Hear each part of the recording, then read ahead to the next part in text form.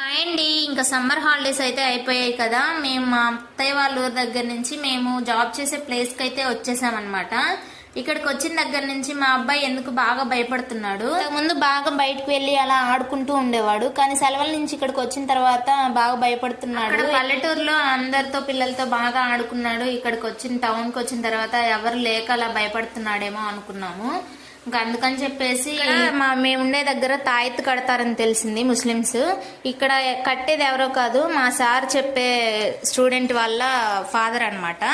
ఇంకా ఆయన దగ్గరికి అయితే వచ్చేసాము. తాయెత్తు అయితే కట్టించుకొని ఆయన సాంబ్రాణి అయితే ఇచ్చారు, అది 2 పూట్ల వేయమని చెప్పేసి ఇంకా తీసుకొని వచ్చేసామన్నమాట. బయట ఫ్రూట్స్ అయితే కనిపిస్తే మామిడి పళ్ళు సీజన్ అయిపోతుందని చెప్పేసి మామిడి పండ్లు, అలాగే పిల్లల కోసమని అరటిపండు కూడా తీసుకున్నాము.